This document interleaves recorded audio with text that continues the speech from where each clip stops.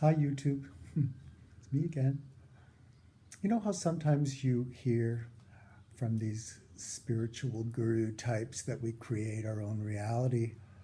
You know, I liked that idea. As soon as I heard it, I thought, yep, I got some control over this. This is a good thing, right? And then, of course, I just dove right in and visualized and did everything I could think of. And I guess it's only just recently I'm starting to kind of get a feel for what creating our own reality really is. You know, this whole virus thing that we got going on all over this planet, it's affecting us here in Vancouver, certainly as it is all over the world, I suppose. And now things are starting to loosen up a little bit. You know, they're not quite so, concerned about social distancing and all of the stuff or what have you. So anyway, last weekend was Mother's Day, May, whatever that is. And I decided to go out for a walk at night, and it it was a beautiful night. It was warm. It's been cold in Vancouver this year so far, and it was the first warm summer night that we had really ever. And of course, everyone was out. Everyone wanted to be outside in the sun on Mother's Day, and this whole isolation thing we've been doing is starting to drive a lot of people nuts, right? So anyway, I'm out on the beach, and there's lots of people. There's lots of people on the beach, and a lot of them aren't distancing and whatever. There's groups of people, and they're all just enjoying themselves. And so, I was aware in my own head that I could look out over this sea of people on the beach, and it was wonderful to see all these beautiful people enjoying each other and gathering in groups on a Sunday afternoon on the beach. And it was like normal, normal life, thank God. And so it was sort of lovely.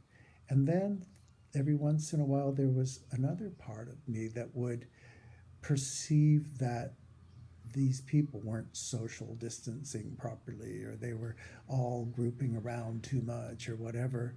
And I just noticed that I didn't feel as good when I thought that way about these people who weren't social distancing on the beach as I did when I thought of them as beautiful people enjoying each other's company on this beautiful, sunny, warm day in Vancouver. And it just kind of dawned on me. It's like, that's how I create my reality. Because when I thought that these people were breaking the rules and, oh my God, this is so terrible, I felt awful. But when I thought of them as beautiful people enjoying each other, like normal life is returning again, I felt way better. And the truth is, I have absolutely no control over what those people do. I have absolutely no control. So whether I approve or disapprove, or whether I think that this is, good, bad, or bloody indifferent, I have no control over it. But I do have control over how I think. And so I just understood that I choose to think of this as a wonderful thing. And I am just going to let the other thing go. It's like, I am not personally afraid of any of this virus stuff. I have a robust immune system, and I am not the least bit concerned about catching some horrible disease. I've had the flu a million times, and it's no big deal as far as I'm concerned. But I do understand that not everybody feels that way, and I do understand that everyone has their own unique perspective on pretty much everything. So somehow I just understood that the thing that made me feel the best was the thing that I was going to choose. And then it made me, like, one of my favorite people is Esther Hicks, right? And she's always talking about being in the vortex and everything. And it's like, wow, that's what she's talking about. It's like, if I choose to observe things from a certain perspective, I feel better than if I observe them from another perspective. And it really helped to clarify what this whole being in the vortex thing was about, too. So, anyway, I thought I'd share that. See ya. Bye.